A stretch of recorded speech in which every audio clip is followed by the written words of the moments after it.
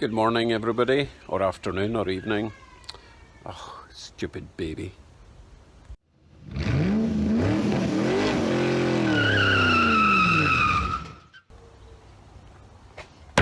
Hello folks. Today I will be doing some more framework. Hopefully this will be the final portion of the frame that I need to get done. I'm going to strip it all the way down, clean it all up on top, flip it over, clean it underneath, weld any support brackets I need to weld, flip it back over, paint it for the last time. I'll show you what I have to do first. Right, before I strip it all the way down, I do need to mark some holes that I need to drill, or mark some metal that I need to drill holes for. So I need to drill some access holes for those pipes. And I need to also drill some holes for the brake line coming through and the fuel line at that side. So I need to get the engine out before I can do that, because I need to drill in from that side.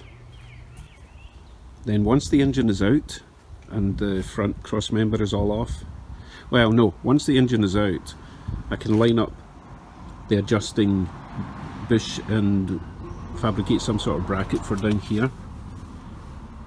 But that'll be much easier when I don't have the full weight of the engine on the frame. And I'll probably take the wheels off as well, but I need the control arms in place in order to line up those bushings that I'm going to make. Right, let's get on with the marking and then the motor out and then the cleaning. Sound like a dentist.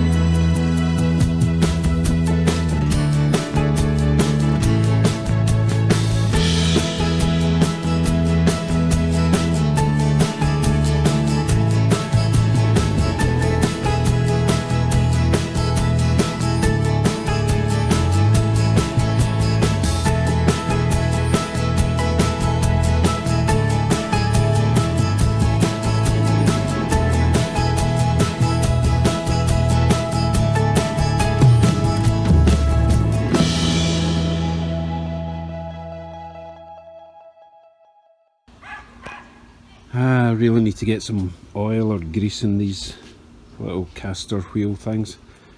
That was way harder than it should have been. Plus, I'm on a slope going down the way, so that doesn't help. Right, anyway, enough whinging. So that's the two holes I need to drill for the transmission pipes. So I'm going to box this in to a bit there to just shore that up. The same on this side. Just a bit across there. What else? I don't actually need to drill a hole this side for the brake line. There's a nice big hole in the side there that I can just clean up. So the pipe will come along the frame and then it'll come in through this hole along here and up. So that's the brake line side okay. Fuel line obviously is going to be a bit tricky because everything on this side of the frame is exhaust manifold. I really don't want a fuel line next to that, so I'm considering drilling a hole through into the frame and actually feeding the pipe through the inside of the frame. Not the best for accessibility, but it means it's away from the hot stuff, and it's also not going to catch anything on the outside. So that'll come out round about this point and carry on to the tank that way. Whew. What else do I need to do? Right, so main thing I need to do is get these bushings sorted. So I'll kind of weld what I can from the top, and then I can flip it over and get everything done properly on the underside. So let me go and find those control arm bushings. Hey, before I get started, I just want to say a big thank you to all my current subscribers and also to my non-subscribers. I'm down to like 65% viewers who are not subscribed. I was at 85, so that's tremendous, so thank you for that. But as I say, if you're not subscribed yet, please do. Okay, onward. This is what the trailing arm bushes look like. As you can see, big elongated holes. It's kind of weird, this one actually. If you look through there, you can see that the big hole is at a slightly different angle to the hole at the other side, but hey, apparently that's normal. Right, so the way these work, this would normally mount up to the Crown Vic frame at that sort of angle. Nope, sorry, that sort of angle. I think this is actually around the wrong way. I think this one should be over there. Let me check that out. Yes, I had them sitting in the wrong way. So that will sit on the inside of the frame on a Crown Vic at an angle, and as you can see there's adjustment that way. However, I don't have that angle on my frame, I have a flat underside. So if I rotate that round there and bolt it up somehow to a frame bracket, my adjustment would be diagonal. So here's what you have to do. You have to take this bushing out and rotate it so that it's parallel with this line here. Two ways to do that. You can cut off this whole bushing at this weld here and that weld there, rotate it round and then re-weld it. The other way to do it is basically cut a line along here where you can see there's two big sections of rubber there. Cut it in the middle and then you won't burn the rubber bushing in the inside. So you just cut not all the way through, because then you would cut into the bushing itself. Cut deep enough, that springs open, you can take the bushing out, rotate it, clamp that together and weld that back on again. That's probably the way I'll try and do it. Otherwise it's going to get very hot if I had to weld this whole thing back on. And next I need to work out the distance that's required between that bolt and that bolt down here. That's where they go on, and I'll try and show you. I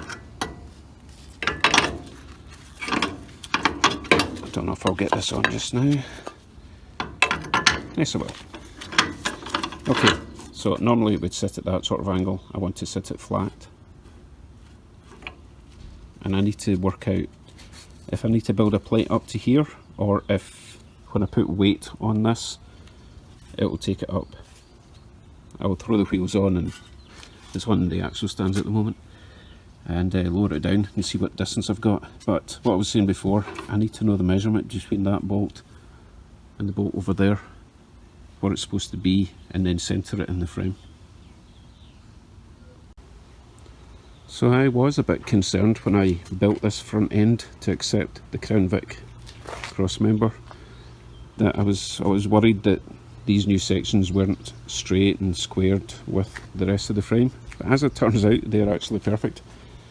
I measured from this edge here down to the back of this, and it's exactly like 69 inches, 69 and a quarter. Anyway, I did the same on the other side from there up to there. They were the same as each other. Thought great. and I had already measured from here up to these little studs which locate the cab onto the frame. They were both the same size, so I knew that these were straight with the frame. Anyway, from there up to there was exactly the same, and then I did a diagonal from there to there, and the same the other side. They were all perfectly square, so I'm very happy with that.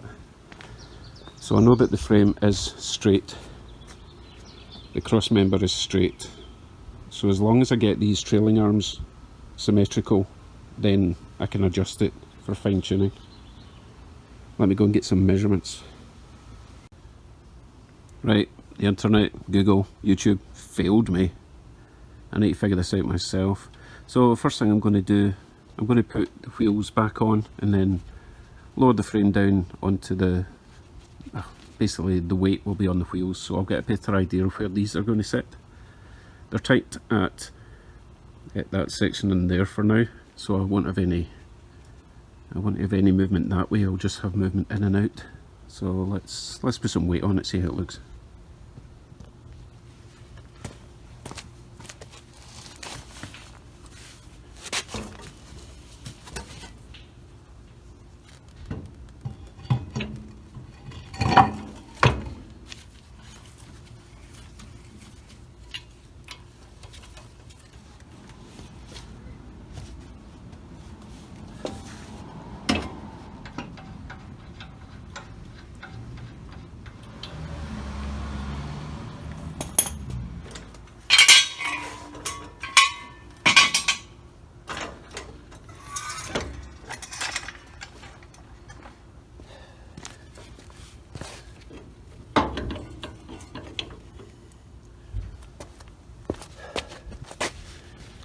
Okay, as you can see, that didn't make any difference.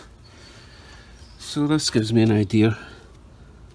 Once I rotate those bushings, I may or may not use the stock brackets. I might just make something new. We'll see. Let's see what I can come up with. Right, I've come up with a plan. I am going to use these original brackets. They are pretty solid, they just look a bit cruddy. So I will be going with this method, cutting along there, that pops open, rotate the bushing, clamp that closed, weld it back up. Then I will be able to bolt it to something on the underside of the frame. So I need to make a template of this and use like 1/4 inch steel plate with, let's see which holes will I be using. I think it's that one, and that one. But unfortunately the only steel plate I've got is this, which is really annoying because that was just me practicing welding years ago. And I've slowly been nibbling away at it, but on the other side is it's a mess. So I need to go to my metal shop tomorrow, and I also want to pick up a sheet of 18 gauge for all the floor work and the inside doors, that kind of thing, and the firewall. So I'll be back tomorrow. Right folks, we shall resume tomorrow. First thing I'll be doing obviously is going to my metal store and getting all the metal that I need. Right, before I go, it's been a while since I did a shout out, eh? You guys should be reminding me. So today's shout out goes to Glenn Hunn. Glenn has been a Glenn has been a subscriber of mine for over 4 years. I didn't know that until I checked his comments. So thanks Glenn, much appreciated. And link to Glenn's channel is up there. Please go visit, show some support. And I will see you all tomorrow. Thanks for tuning in. Bye bye.